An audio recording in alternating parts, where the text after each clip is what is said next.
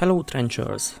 This will be an Iron Sultanate video, and for Iron Sultanate currently we have the general Iron Sultanate army, the Cabal of Assassins, which is focusing on the Assassins, the House of Wisdom, which is a alchemist focused one, and the Defenders of the Iron Wall, which is a Sapper and stationary weapon focused Warband. But in this video I'm going into the general Iron Sultanate army, and here we have the mandatory captain as our leader. As an elite we have the assassin and the alchemist. We have our tough unit or big guy, the brazen bull, the Lion of Jabir as a fast attack unit, our only 8-inch movement unit. As regular units we have the Janissaries, the Sapper and the Azeb. And currently as mercenary options we have the Mamluk Faris, the Scripture Guardian and the Trench Dog. And the unit, the captain is said to be the weakest Warband leader, which I'm not fully agree with. It's tough and it doesn't have active ability, so yes, it's in that meaning not good. It has +2 dice on ranged and melee attack, but it has like 2 built-in passive ability, let's say, and one of them is ignoring fear, which is very useful, and the other one is having +1 dice on injury rolls against tough opponent, both melee and ranged, because it doesn't says which one, so it's getting it for both, which is very useful. Our melee unit is the assassin with +1 ranged and +2 melee dice.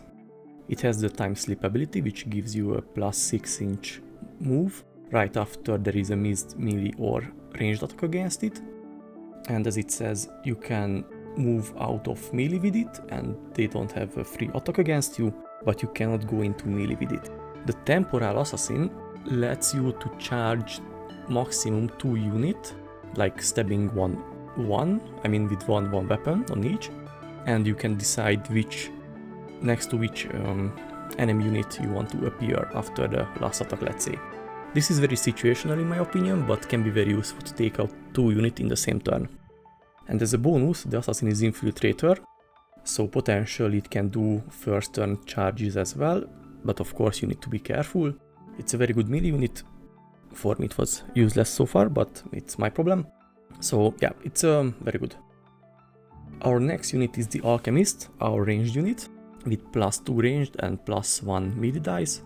And as an ability, it has the mastery of the elements, which is giving you 1 selected keywords for all melee and ranged weapon.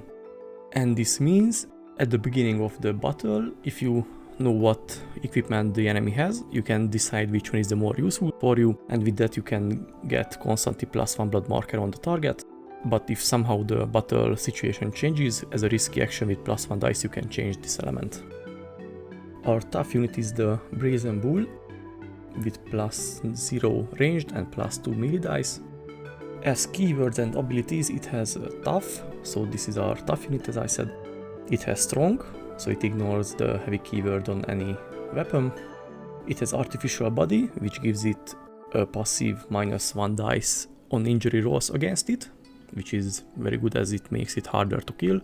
The trample gives you an extra or free melee attack against a 32 or smaller base unit with a trench. It's considered a trench club attack and ignores armor, which is very useful. And as an extra in melee, it's giving fear to every enemy unit. The lion, our fast attack unit, has +1 dice in melee. You can choose which base you want to use. It has limited equipment possibilities, which means it can get armor except shield and wind amulet, and for +5 ducat you can give it the fierce ability, which ignores fear, so it's very useful and I think it's a mandatory upgrade. As abilities it also has artificial body, so -1 dice for the injury rolls against it. It has mauling, which prevent the enemy to stand up next to it if it has 32 or smaller base, so if it's downed it stays downed. And Lion's Grace is providing him +1 dice on dash and climb and other type of actions. Not for all, but most movement type of action, let's say. The Janissaries is our strong unit, +1 ranged and +1 melee dice.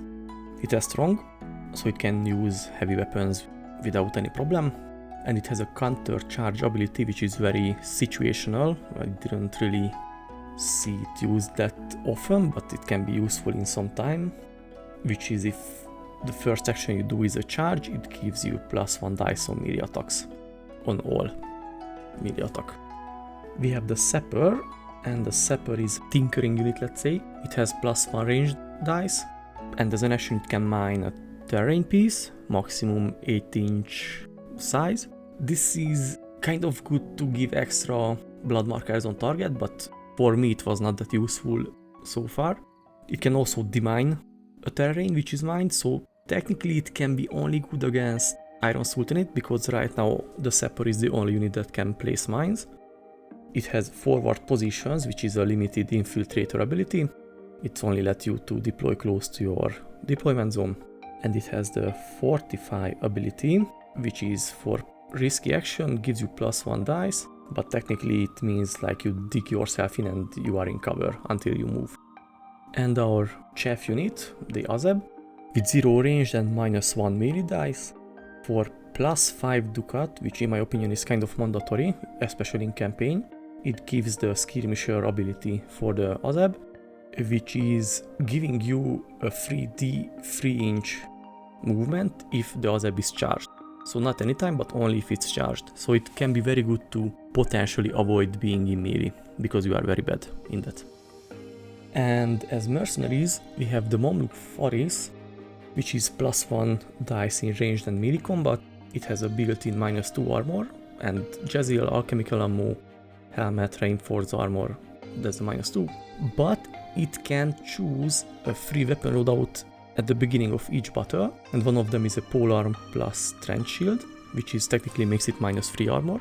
There is a sword and pistol version, and a two-handed sword version, and as an ability it has the sworn sword, which is technically giving you a fireteam option with another elite model. The martial prowess is giving the assault keyword to the Jezil and the shield combo ability, which is very useful because with the polearm and trench shield version you can use both. And the Arabian Destroyer is giving an infiltrator ability to the Mamluk, which is not a full infiltrator, but you can deploy at the side of the map. The Scripture Guardian is very tricky. It has +1 dice for ranged and melee attack, -2 armor, and it can use melee weapons but in a limited way. And as an abilities, dash distance is halved for it, so only 3 inch. Instead of tough, it has the golem keyword, which is probably even harder to kill, and it means blood marker cannot be removed from it, only by the opponent, and it can be killed only with a bloodbath. And as a ability, the Vengeful Scripture lets you to make a melee or ranged attack within 18 inch to an enemy, and it has +1 result on the injury roll for each blood marker the opponent has. So if it has 5 blood marker, it means +5 on the rolled result. And dogs, we can choose the regular trench dog, which is simply +1 dice for dash action or jump. And for an extra glory, it can be upgraded to a guard dog, which is give you a 12-inch bubble against infiltrators during deployment.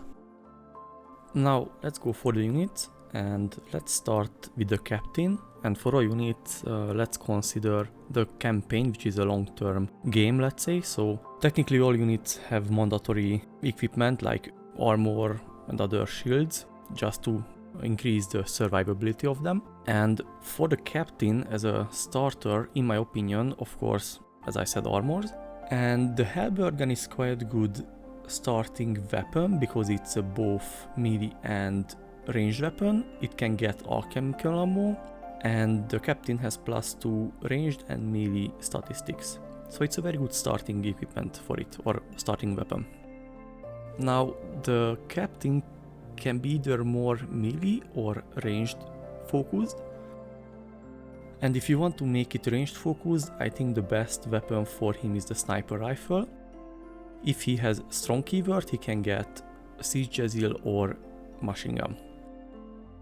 But for the sniper rifle, I think it's needless to say it's a good option because you can get an optional ignore armor on crit.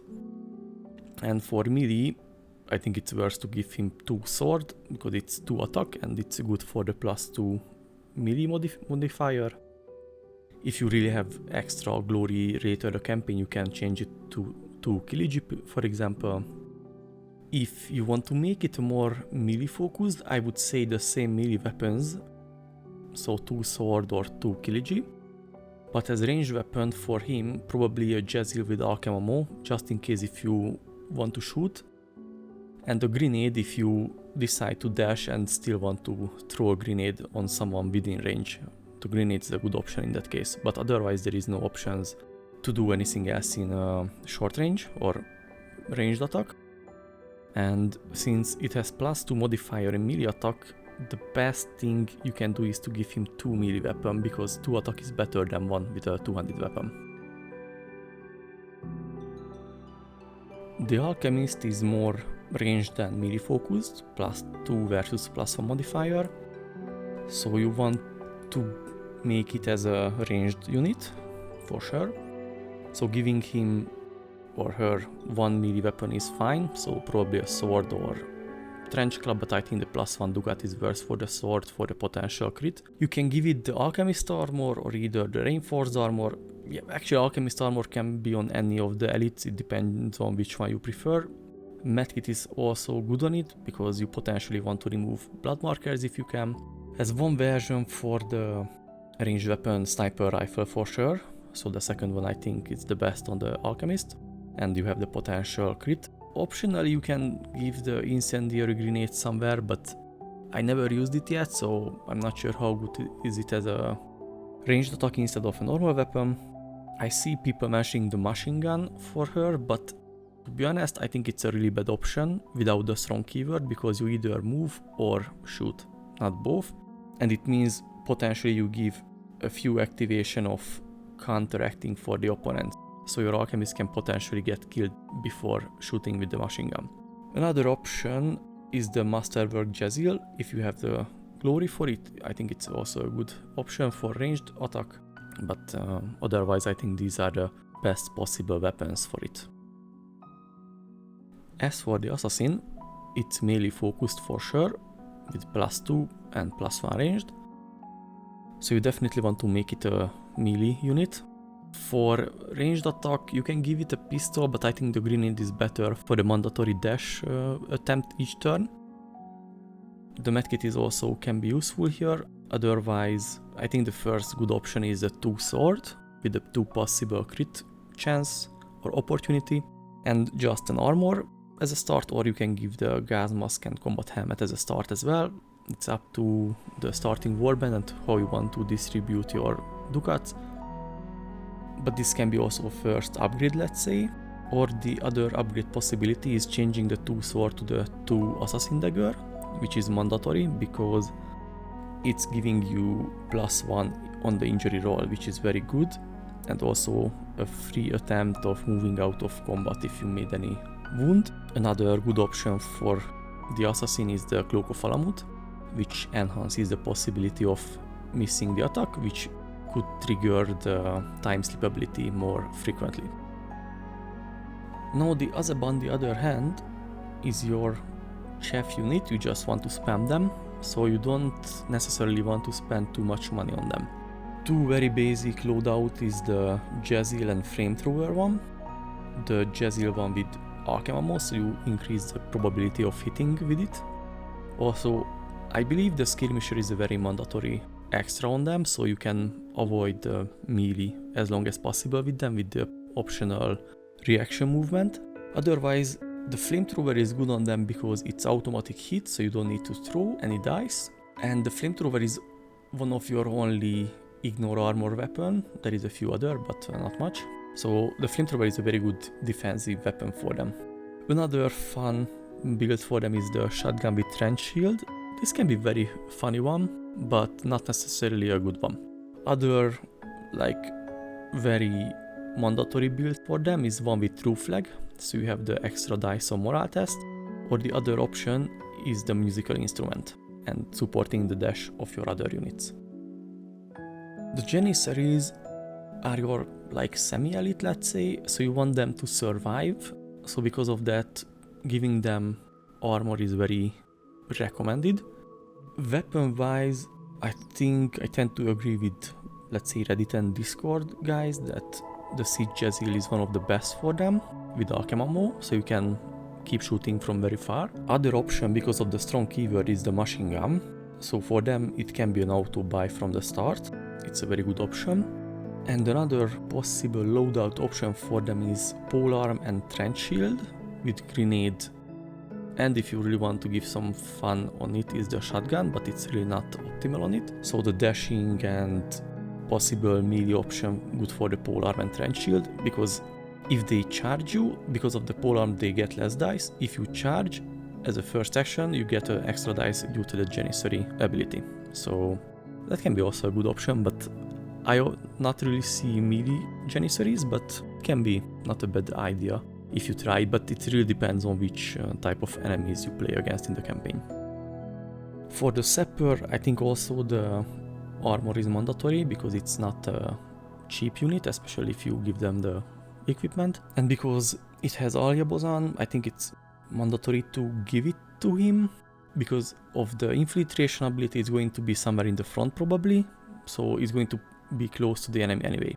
So if you want to increase the survivability other than the armor, you can give the trench shield, because it has the combo with the Alia Bozan, the Artem ammo for hitting more, to hitting with more chance, and otherwise just mining everything you can.